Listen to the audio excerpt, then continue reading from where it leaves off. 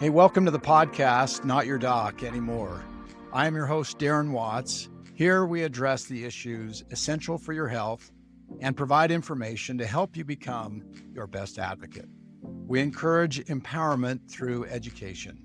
I cannot emphasize enough the power of those who understand clinical practice and are in the trenches on a regular basis and have had years of experience. Is it okay if I call it the trenches, Dr. Pingree? That's what they are. That's what they are. Okay, here to address the topic of ophthalmology is Dr. Mike Pingree. First of all, I have to say I'm really looking forward to having this discussion. So thanks for being with us, Mike. Happy to do it. This is great. Dr. Pingree received his undergraduate or bachelor's degree at the University of Utah. He stayed at the University of Utah and got his doctorate in medicine at the University of Utah, and then did an internship also at the University of Utah. He then stayed red, but went to the University of Wisconsin in Madison, where he did his residency in ophthalmology.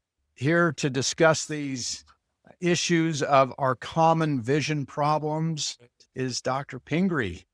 This is Thanks great. for having me. Okay. Happy to be here. All That's right. good. So I just have to tell you a quick story for everybody. Well, first of all, you've corrected my vision, which was so huge. I remember the night I had my LASIK surgery, I was supposed to give a talk. And so, you come with the glasses, you can hardly see anything. And I was just thinking, there's no possible way that I'm going to be able to read one thing. And so I can't remember if I had sunglasses in this meeting as I was waiting. And I was thinking, okay, something's got to clear up. And luckily, right before I stood up, I was able to see enough to read some notes and give You skip a presentation. same day, huh? Same day. Yeah. That's pretty impressive. Yeah.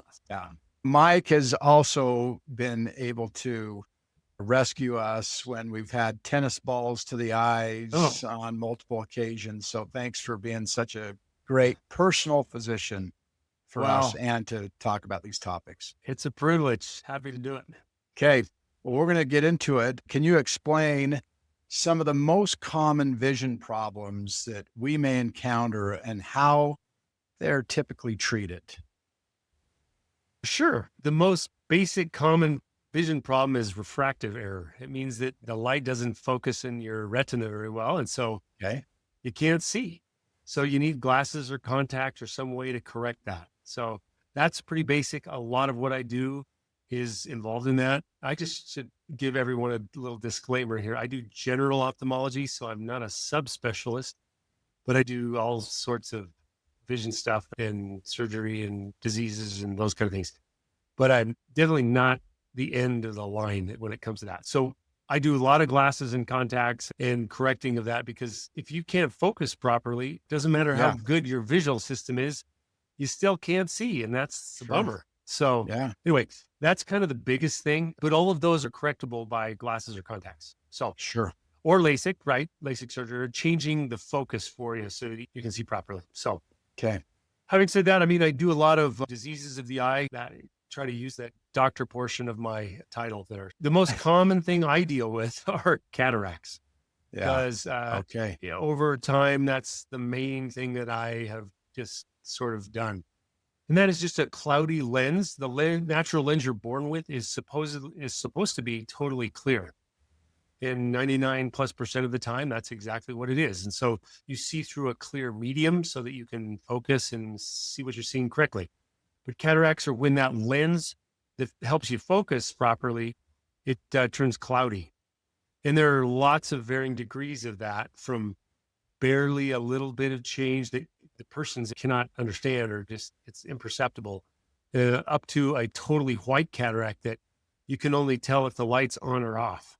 That's how bad the vision can get from cataract. So those are generally taken care of pretty easily by just doing simple cataract surgery these days. And just a lens replacement. Take out that cataract lens and put in a new clear one, and voila, you can see. So that's kind of nice. And it corrects your vision as well. Is that right? It can. It certainly can. And so we definitely take great pains to make that happen. It's not a perfect science yet, but we're getting closer and closer all the time. So that's great. getting closer and closer. And within a certain amount of small refractive error, we can correct people's distance vision or wherever their desired target is for seeing without glasses, doing that with cataract surgery. And it's miraculous. And Wow. people like It to tell is. me about it all the time, which is super fun for me, of course. Yeah, So that that's totally. awesome. That's great. I have been told, I can't verify this in a second or, different ways, but I have been told it is the highest patient satisfaction surgery that's done in Medicare. So Is kind of that fun. right? Wow. Yeah. I just was thinking as medical students are thinking about what they are choosing to go to. Yeah. I used to always tell them, figure out what the bread and butter is of the specialty.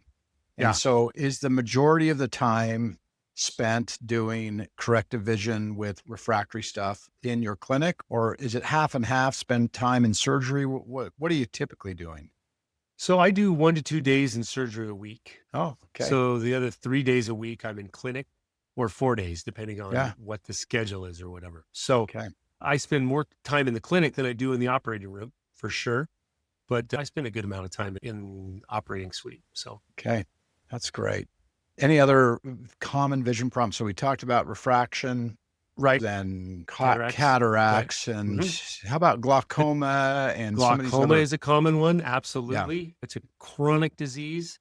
Happens usually, unless you have a specific type of acute angle closure glaucoma, it happens over a long period of time. Mhm. And people tend to lose vision over time.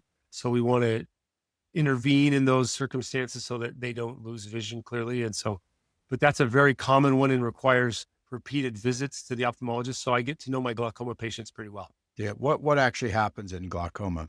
Glaucoma is Yeah. they call it the thief of vision Okay. because you don't have any other symptoms Wow. in the most common type of glaucoma other than you start losing your vision. And once you lose your vision, you cannot get it back. It's a slow death of the nerves of the optic nerve. Okay. And Is that a so pressure mediated slow it death? Is that what is happens? very related to pressure. That is Okay. probably the number one thing that we try to modify to help people so they don't lose vision from glaucoma. And how is that actually modified? Is that a medicine? There's lots of different ways of doing that. The Mm. most common way of doing that traditionally has been using eye drops. Okay. More recently, we have laser procedures that we use. The most common one these days is called a selective laser trabeculoplasty, Okay. so or SLT. So that one I do in office, pretty simple, pretty easy to do. There are now a whole slew of different types of interventions that are done for glaucoma called micro-invasive glaucoma surgery. We call that for short. Everything has an acronym, right? In medicine, that's called MIGS.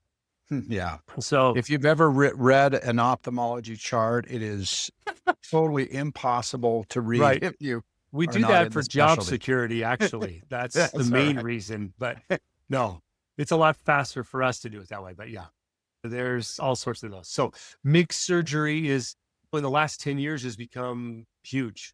And we do that more commonly now to help people lower their intraocular pressure with less side effects. So Okay. those All have been right. super popular.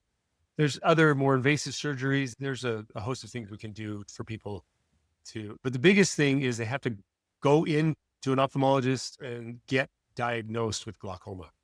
If you don't know you've got it and you never get Yeah. checked, you'll never know until it's taken away most or a lot of your vision. And then I have personally taken care of patients that have come in without ever seeing an eye doctor before. And they come in, they say, I can't see very well. I think I need some glasses. And I've had to say, oh, well, you know what? Glasses are really not going to help you. And you've lost a lot of your vision because you've had glaucoma for the last 20 years and you can't see and I can't do anything about it. We can maintain the vision you have now or try to, but I can't restore vision after you've lost it from glaucoma. So it's super important to get those checks done to just verify that you're not struggling from that. What is the frequency of checks that people should be doing? Ooh, that depends upon your age, really. So when you're young, I think doing screening exams is Well, society has kind of put those in place so that people don't show up as a teenager trying to get their driver's license and then being blind. Yeah. So we try to avoid that. So they have one in kindergarten. Anytime you have symptoms, clearly you should just go in and see the eye doctor. I don't care how old you are. So blurry vision, that kind of stuff. But if you're older, and I'm going to define that in the over 50 to 60 range, that's when eye diseases start happening much more commonly. Okay. And so that's when, you want to be going in and checking things out. If you have seen perfectly your whole life, when you hit 45 to 50, you definitely won't, as you and I both know. I know you've seen your reading glasses and mine too. I got them. So anyway, those things happen. It's a good time to go in and get checked and just make sure there's no other disease process going on. It's just the normal losing your up close vision when you're that age range. Right. Okay. I better make my appointment. Okay. Well, good reminder. It's always fun. Always fun to have you come in, Daren. Okay. I better do that. Yeah. All right. What are some misconceptions that people have about vision health and corrective treatments like glasses, contacts, or LASIK? And Right. I know we talked a little bit more about LASIK potentially. We can talk a little about LASIK. One of the things Yeah. that I get all the time, because I'm just totally generalized. Most of the time, I'm just dealing with older people. And I'm talking now like Medicare age, over 65, right? Okay. And those are the people who mostly come to see me because those are the ones that have most problems with their vision. Yeah. So the common misconception for them is they ask me, what eye vitamins should I be taking? And I try to be nice about it, but when you get the question 20 times a day, it gets a little old, but no big deal. I can still answer it. But I don't know, people think that they have to be taking eye vitamins for some reason. Yeah.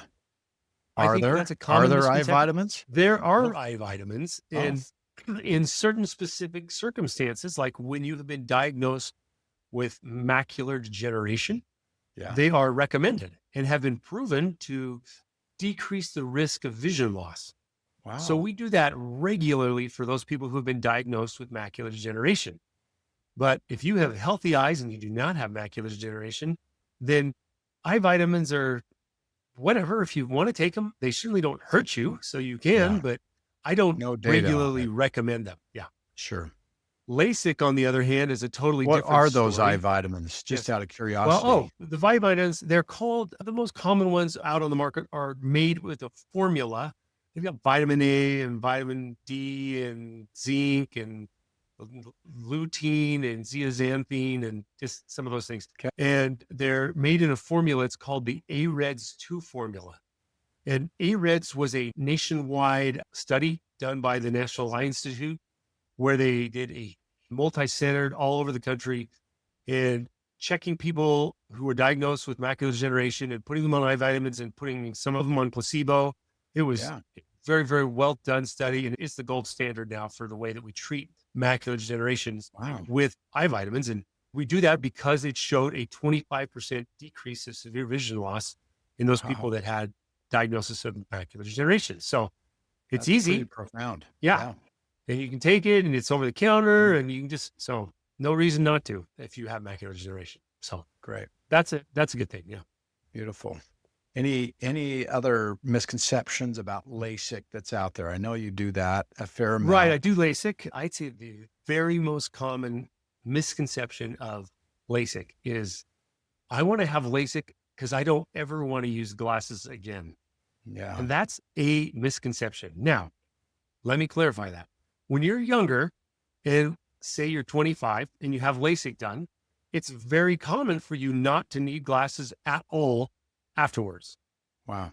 Like nothing. So that's why it's so popular. And that's where I think most people get that common misconception. But when you turn in that mid 40s range, you start losing your ability to see up close. And that happens on the inside of the eye at the lens level, where the cataract develops. And so you lose that ability to focus up close. So you're going to need some sort of readers or some sort of other adjustment to be able to focus up close, because focal distances change. And if your eye can't accommodate for that, then you will not be seeing all distances. Interesting. Any misconceptions about contacts that are out there? that you Well, hear? I think it maybe be born out of some people that are lazy, but putting in a contact lens, just leaving it there until it starts bugging me is a misconception that we Yeah. try to battle against, because those are the ones that are more likely to develop infection Infections. and can be Sure. very serious infections. So if you treat your contacts the way they are indicated, then that happens, you know, it's pretty rare. I mean, we Yeah. see it still, but it's uncommon. So Okay. That's great to know. just good eye health with your contact lenses can prevent lots of problems. Okay. How about carrots? Is that a Carrots are a misconception? misconception. I mean, carrots are high in vitamin A. And Yeah. in the developing world, you can see those that don't get enough vitamin A. In the United States, it's extremely rare for someone not to get enough vitamin A to get proper development of their eyes.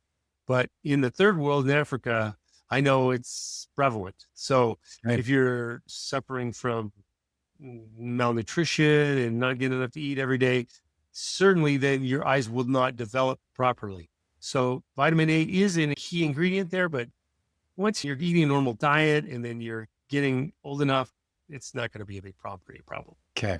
Awesome answers. What recent advancements have you seen in ophthalmology that you are most excited about? Well, you're talking to a cataract surgeon. So the first thing that comes to Yeah. my mind is the different types of implants that we have for replacements. Okay. So when I take out a cataract, I put in a new lens so that your eye can focus.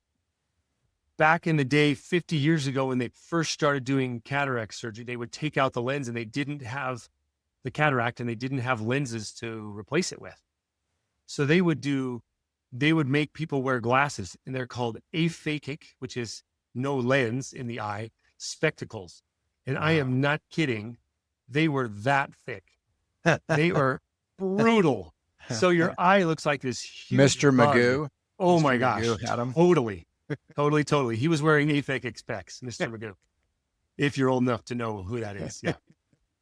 Anyway, there's lots of different kinds now. There's a whole genre of lenses now that are called multifocal lenses. They can allow light to be bent in between distances and near focus.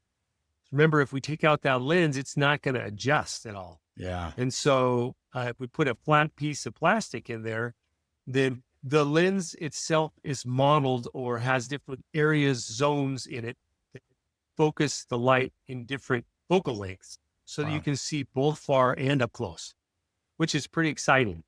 There's Yeah. pluses and minuses to all of that. So I don't want to say it's perfect for everybody, because it's Sure. not. But for many people, it's been pretty awesome. Another thing is that they do in those lenses is they can correct for astigmatism. Now, Okay. astigmatism is when the eye doesn't have a round shape. It has more of an oval shape. So when you have that oval shape, light goes into the eye and it doesn't focus properly on the retina. Okay. It splits the light and it comes out of focus. There's actually two points of focus. Mhm. So there are lenses that we can put in the eye and it correct on the axis of astigmatism, which corrects that. And then you can get a focus in your eye without glasses on that you can see clearly. It's pretty Wow. awesome. That's So those are amazing. really, really cool one. And the most recent big deal, quote unquote, with lenses is a light adjustable lens. Okay. So there is a lens that we put in at time of cataract surgery, and then you can modify it by shining a certain wavelength of UV light on that lens to change the focus after it's already in your eye. Mhm. So if it's not exactly where you want it, or you'd like a little more focus in the distance or a little more up close focus or whatever, that's possible now. And that's a Wow. really cool technology. It's amazing. Okay. How is technology such as AI and machine learning impacting the field of ophthalmology? You notice that? I haven't noticed it much. We Okay. had at our last meetings, state ophthalmology meetings, we did have a guy come in and talk to us about the studies and things he's doing with AI. So it's happening, and people are Okay. going to AI all the time. Now, you need to remember, people who are having eye diseases are generally Medicare age 65 and older. And so Yeah. those people aren't hip on AI too often. Okay. Yeah. A lot of them don't even have internet access, or maybe they Sure. do, but they don't even use it, or they don't know how to use it. So the technology is not, I don't think, pervasive in that arena. However, it absolutely is gaining traction, and there are people that are studying that and trying to use that in education as far as ophthalmology is concerned, helping people understand what different types of lenses for their cataract surgery that they could choose or decide to Yeah. have. They're just all education for different disease types in ophthalmology. So It's all of great. that stuff is happening. I'm not too into it personally, but I know a lot of people are starting to get into that. It's Sure. very cool. Is there any role in AI for diagnostic purposes that you've seen? Yeah, you just stick your eye up next to the thing on the computer and you have it look in there and you ask AI, what do I got? No, it's really hard in ophthalmology, actually. Yeah. Yeah. Pardon the bad joke, but it's one of those things that you need a physical exam for. Sure. I mean, 90% of the things you can just diagnose by what they're saying and things like that, if you know the right questions to ask, clearly. Yeah. But a lot of times I just say to people when they call me on the telephone or I'm on call or whatever and say, hey, I've got this problem. And so what should I do? And I'm like, you know what? I have no idea. I got to look at it and see what's going on Yeah. before I can tell Yeah. you what's in itself. Sure. So it's a little bit different in that regard, but Perfect. So you're not going to be losing cool. your job to AI in the near future. Not real soon. I'm definitely Okay. going to be Sounds retiring great. before that happens. That's good. What are some of the key indicators of potential eye diseases that people should be aware of? I think the biggest thing is it doesn't work. Like you have blurry vision. So if you have blurry vision, something's wrong. It can be as simple as, oh, I need glasses. That's the most common. It can be, oh, I've developed macular degeneration. I can't see. And it's really hard to know the difference between those two, just for example, until you get someone to look at it and tell you. There's infinite amount of diseases in the eye that we have described and things like that. So if it doesn't work, you need to get someone to figure out what's going on wrong, because everything has to be working correctly in the eye for you to see perfectly. Whatever it is, anything going wrong, it doesn't work right. So that's kind of tough. Pain is another big one. I mean, that's pretty self-explanatory. If your eye hurts, you're going to want to have someone tell you why it's hurting, right? I mean, eye gets angry at you sometimes and it gets all red. So when the eye's all red, there's something else going on. So I think just those are the general symptoms or things that your eye's not normal. Those are be indicators that you should find out what's going on. So this is the gynecologist speaking, so forgive me for asking this question, but there are no eyeballs in your arena. I know that. No, the macula. Yes. So in macular degeneration, what part of the eye is the macula? Great question. The macula is the center portion of the retina. The retina is the part of the eye that does the seeing. Yeah. So if you don't have a retina, the very, you can't very see back part of the eye. I like to say it's the wallpaper on the inside of the back of the eye. Yeah. Okay. Is it a vascular disease then, macular degeneration? It can be. A lot of times it is, but not always. There's a dry type and there is a wet type. When it is a wet type and there are new blood vessels that form in the wrong places, they can break through the retina and then bleed, and then you can't see. That's a tough form of wet macular degeneration. Mm-hmm. Then there is a dry type of macular degeneration where these cells turn what we call atropic. So they just die off for, there's lots and lots of research going on throughout the world, actually, and especially here in the United States about macular degeneration and why it happens to people.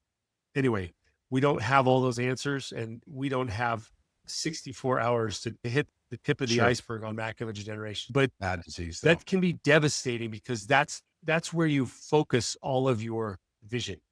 When you look at something, you look at it with your macula. Your peripheral vision, on the other hand, is on the outside. So like when you're driving a car straight ahead and you can tell a car's coming at you from the left side, you're not looking at that car.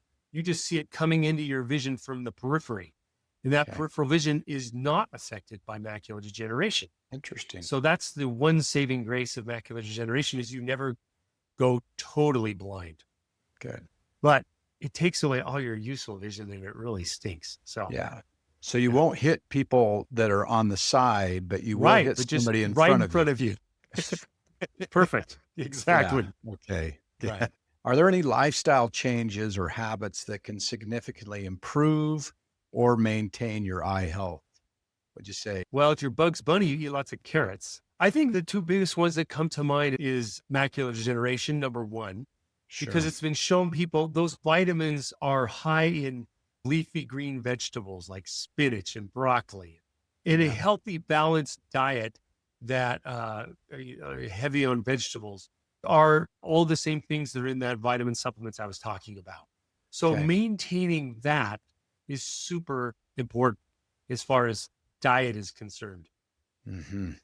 Smoking turns out to be a huge negative effect on macular degeneration, cataracts, glaucoma. It's pretty much a big downer on all of those. So it makes Hmm. those things more common and worse. So there's been some good evidence about maintaining healthy exercise that it decreases the chances of glaucoma progressing. Wow. So, I mean, there's nothing really super sexy and exciting about what I'm telling you. It's just everything the doctor's been telling you forever since you're little. Eat right and exercise, and and Yeah. so that's Yeah. kind of all the same I've for heard it eyes. before. Heard it before. maybe, Okay. maybe once or That's good. twice. Okay. All right. Well, with the rise in screen use, Yeah. what impact do you see it having on eye health, particularly in children and in young adults? Interesting question. Seems like that one's a big one. Screen time is just part of life now, I think, right? It So, is.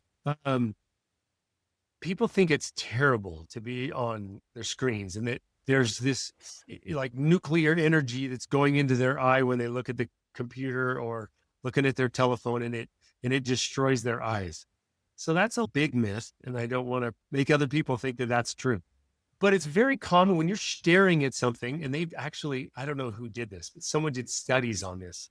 When you are doing activities where it's highly visually significant, like screen time or reading a book or watching television, you don't blink as much. How Yeah. does that sound for a fun study? How Or counting surgery. people's blinks or surgery? Absolutely, Yeah. it's totally. Yeah. I So do I'd get feel. more dry eye symptoms after I do surgery because I'm under a microscope doing surgery, and Yeah. I'm not thinking about blinking.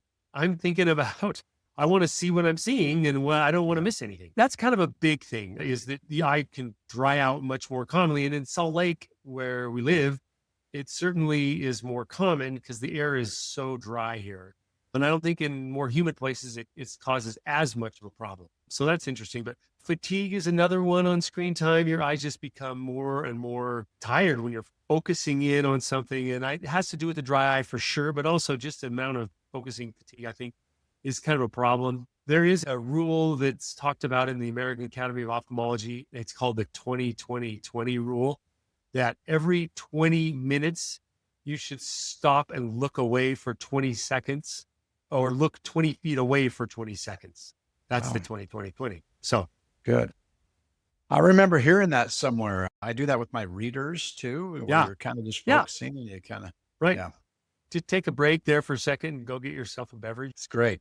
So Um, fatigue. go So ahead. the redness in people's eyes Yeah, is sometimes just an indicator of fatigue, or right. is it Absolutely. dryness most of the Or time, both. Or or both. both? Yeah, big Okay, time. Yeah. And so interesting. there are some treatments that we use to try to get around that a little bit. People that have more severe symptoms, the easiest thing that we have is artificial tears. So they make these tears that try to mimic the tears that you produce in your eyes. And the older you get, you guys, that tear mechanism doesn't work as well. So you don't get as Mhm. many, or you don't get as quality of tears. And so it's frustrating for people because their eyes hurt more and they have little Yeah, nerves in the eye that get all irritated. And then that's the whole deal. So we have these little tears you can put in there. You can use them frequently. No medicine in there. I call it eye lotion because it's kind of yeah, like using hand lotion and for your eyes. Then they don't become as irritated. The eye is a mucous membrane and therefore requires moisture 24/7 all the time. So, gotcha. Any other things to manage that eye strain other than the tears? Eye tears? as far as some people think that using blue light glasses is Yeah, really a great thing. What do you think about The that? marketers on that have done a very good job with that. The studies I've seen about blue light are underwhelming. For me, Really? I never advise to wear blue light glasses. If it Okay. works for you and you like them, it certainly doesn't hurt. So go for it. Sure. I Yeah, mean, but it's not going to hurt you. the Yeah. data is not profound. That's No. good to know. No. Great. How important is regular eye screening in children? And what are the signs parents should watch for that indicate vision problems? Yeah, that's a really good question, Derek. In kids, a lot of times it depends on if you're talking about verbal kids or nonverbal kids. But in nonverbal kids, it's really hard for them to tell you, hey, I'm not seeing well, right? So how do you Sure. know how they're seeing? And it's hard for the eye doctor too to say the same thing. Hey, how are you seeing? And they don't speak, right? So Right. regular eye screening is done. Um, Kindergarten is when people first get the official eye with verbal to get an examination, a screening. However, I mean, in regular pediatricians do regular eye checkups. They may sneak it in there without you noticing, but they are supposed to check and just do a few things that would indicate some damage if there's a problem or things like that. There are now newer machines that can take light reflexes and interpret that data to say it's more likely that someone as a child's age range is having eye problems and needs to be seen. So they're sent away for an evaluation. So those are really important. There's some more sophisticated ways of doing that they do at universities that we won't get into or anything. But those initial screenings are really, really important. And the reason that is because if there's a difference in between your eye ability to see, say one eye is nearsighted or one eye has a lot of astigmatism. Okay. So your eyes are getting different images to the brain.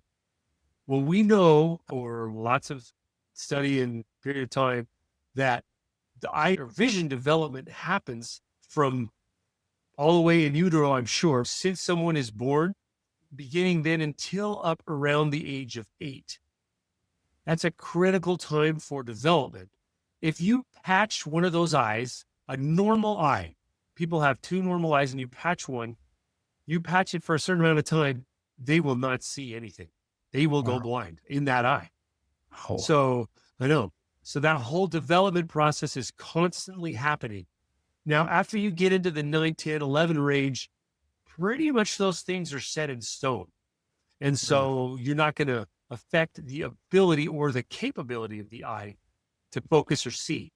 So if you don't screen that and they have a problem before they're age 8 and they don't ever see anyone and they have a problem, there's not a lot you can do. I have had tons of patients come in and say, I don't see well out of this eye. I was coughing and I was rubbing my eye and I noticed, hey, all of a sudden I can't see out of my right eye.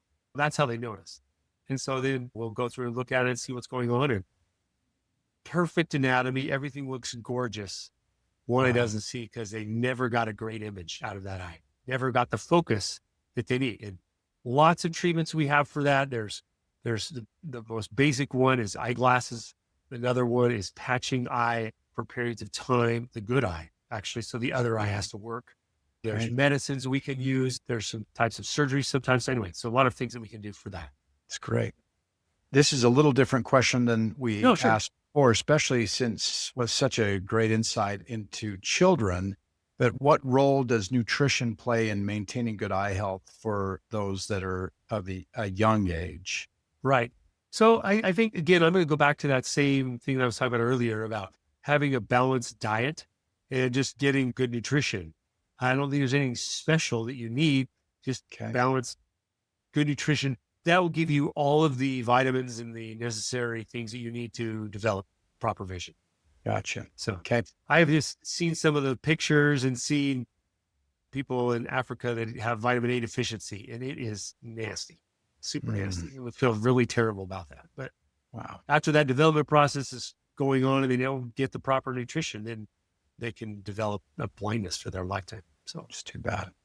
it is. So now that you said that, what are some of the global challenges and disparities in access to eye care, and how can we address those? Very interesting question. This one near dear to my heart. I've done Right. a number of, I guess, what I call humanitarian trips or Yeah. whatever. Tell me about For those. I just got involved with doing those on an annual basis. So Right. I would go and evaluate places or where we thought that we could make a good impression and where funds or where we can an intervention would make a big difference in the lives of Okay. many of the people there. And so Right. the biggest issue is access to care. Hmm. So if you never have kid screening when you're young, if you never have the ability to have people check you for glasses, if you never know you have high pressure in your eyes and you have glaucoma, if you never have someone tell you that you have a cataract and that can be solved with a surgery, you don't even know and you're blind. So the biggest issue is access to care. There's patient access to providers, and then there's providers access to education. So in the United States, it's never the provider not Sure. opportunity for education.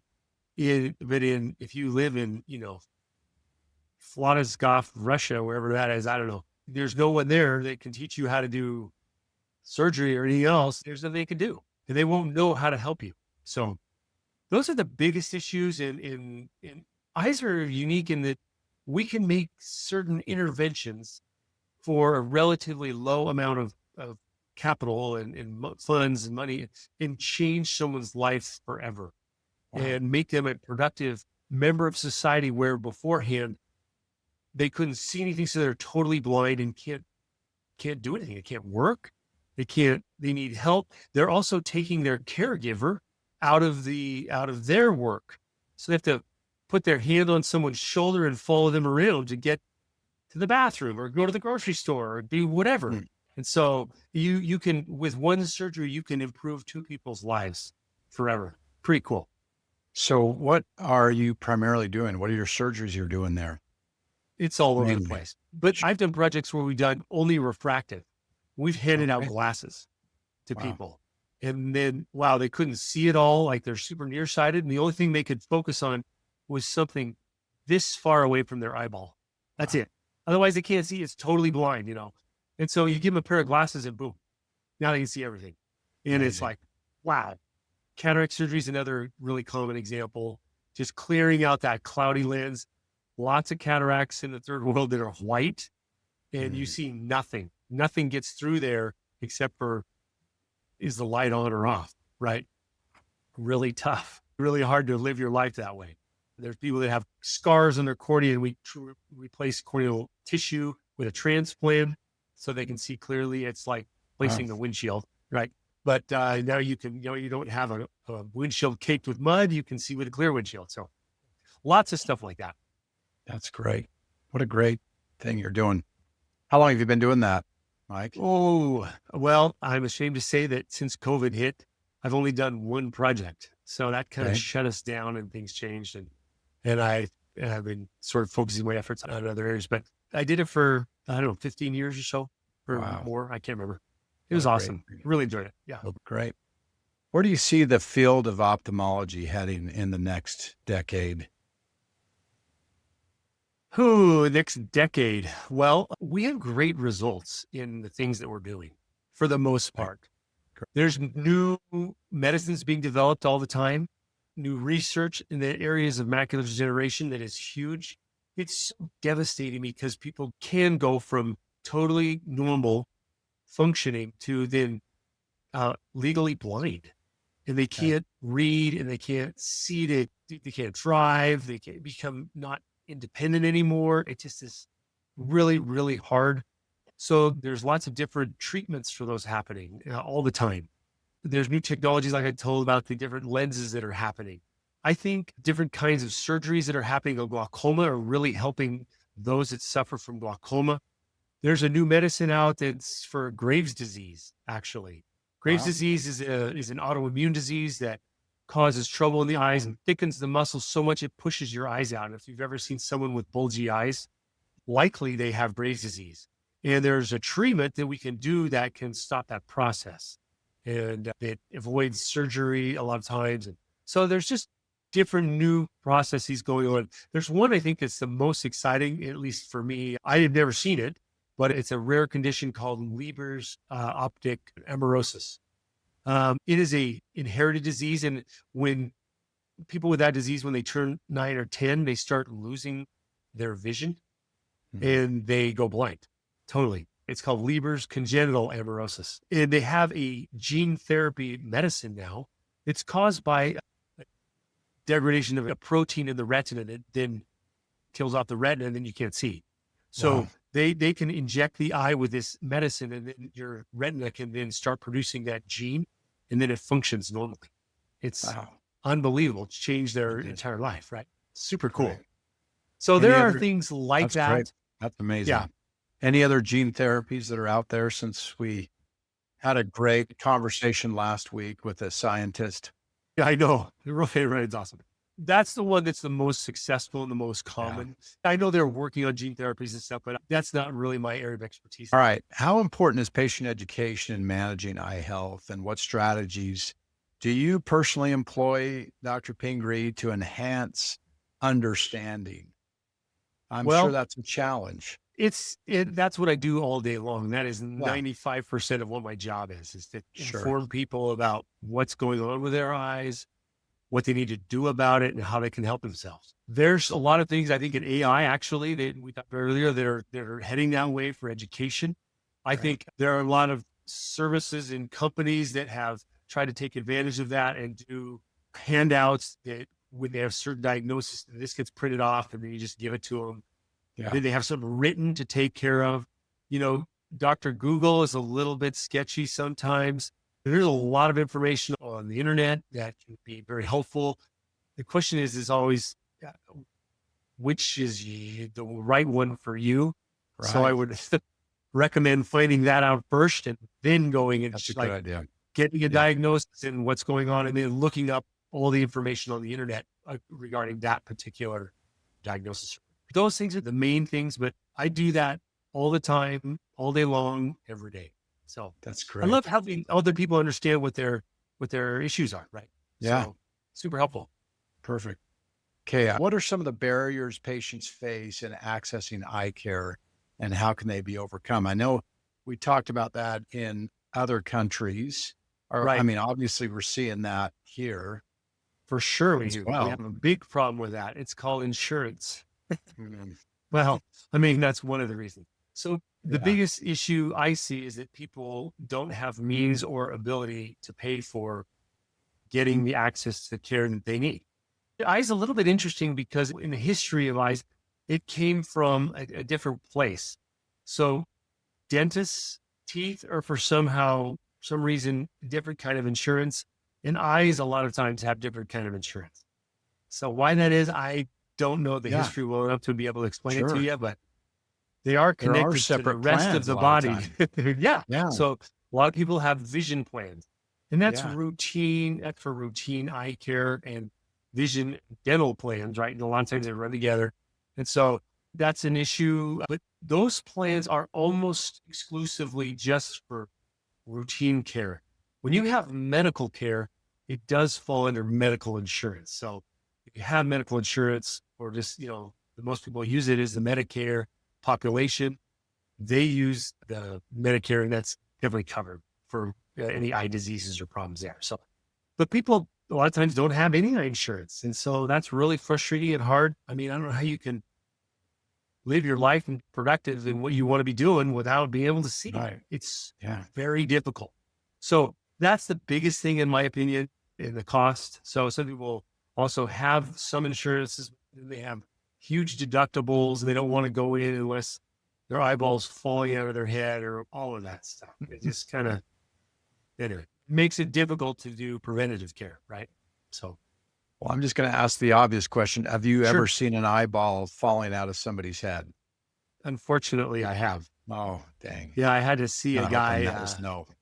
I know, but I had to see a gentleman in the emergency room one time when I was on call that was fixing an engine, and he was changing Oh, out an engine, and he undid it, and he was underneath it, and it fell on his face. the Oh, whole engine of his car. And and he was 4 hours away from the hospital, and it was super nasty. Anyway, and of okay. course he lost his vision. So anyway, Yeah. All right. Well, this is the Delta segment of the podcast. I just have to say that we are human. And, yeah, and I think that sometimes people don't think that right. we're just machines. How has That's the part. seeking after solutions to these vexing diseases changed you? I have been carrying with the knowledge that I obtained in medical school and residency and all of that, have used that knowledge to be able to benefit the lives of other people. At least that's what my goal is. That's what I'm hopeful and Yeah, trying to do. But I've purposely not gone into the research arena because it just didn't interest me as much. And I sure. know we need researchers. We need those people who want to do that. But we need people to deliver the care that we have the knowledge of right now. And those researchers that I know are not doing a lot of that because they're busy doing research. Yeah, So do what you're good at and what you like and what interests you. And so that's what I've chosen to do. It's been, to me, as far as eyes are concerned, I am grateful every day for my vision. And I know I am 100% positive I would not be thinking about my vision at all because I've been blessed with great vision. And sure. without talking about and seeing others who struggle with that, I wouldn't be thinking about that ever Yeah, because I see fine. Yeah. So yeah. anyway, that's been a huge thing for me is to be more appreciative of the blessing it is to have the vision. Okay, that's great. We know that people possessing the real knowledge of the current system are those that are working within the system, like yourself, not people that are just looking at numbers. So, if you could fix what I refer to in quotations, the broken healthcare system, Yeah. and some people, feel very strongly about this, but what steps would you want to make to change the delivery of healthcare to patients? Let me give a little background. So I'm in private practice. I am a solo practitioner and I don't have anyone telling me what to do. I know that's not the case for many other people that are in my specialty. And in Really? fact, more and more people are working in environments that are controlled by venture capitalists or other business people that own those types of businesses of healthcare delivery. Sure. And other And people they're are in hired. huge, They're just right. hired guns. Yes, they are. And they want to make it more profitable and they want to make it more running more sleek and they want to make it less problematic and they want to be able to, all of those business type of things. And I've chosen not to do that and really, really enjoy that freedom. So all of those things I think happening with a broken healthcare system, I think come from doctors not being able to make the choices that they want to do Mm, and that they think are best for their patients. Clearly, there's huge issues with access to care. Removing those barriers, I think, would be super helpful. That's a very complex problem. yeah, And I've seen it in a lot of different countries and in a lot of different ways, how hard that is. And definitely don't have the bandwidth nor the smarts to be able to fix that one. But removing those barriers, I think would help it tremendously. So that's correct. I don't know. I don't have all the answers, that's for sure. Well, this has been awesome. So good, so insightful. I'm going to make my appointment because I am in that age group that I probably need to be thinking about my eyes on a regular basis. So thanks so much Love for to all do the it. Of information. course. It's been so priceless. Thanks. Anything for you, Darren. Oh, You're the it's great. man. Use this knowledge to go forward and improve your health. Seek out a healthcare provider like a good Dr. Pingree that can get you the most appropriate screening or urge a loved one to do the same. If you are a healthcare provider, go forward with greater knowledge to deliver the best healthcare in what I think is one of the most vulnerable and essential interactions with those who are entrusted to your care. We must clarify that the medical advice or the procedures that we talked about do not substitute for your own professional medical consultation In addition, listeners or viewers need to be aware of the limitations of the information that we provided generally. And you can find this podcast on Apple Podcasts, Spotify, Amazon Music, YouTube at Not Your Doc Anymore. And you can also find us on the Instagram and TikTok at Not Your Doc Pod or at Doc Watts _.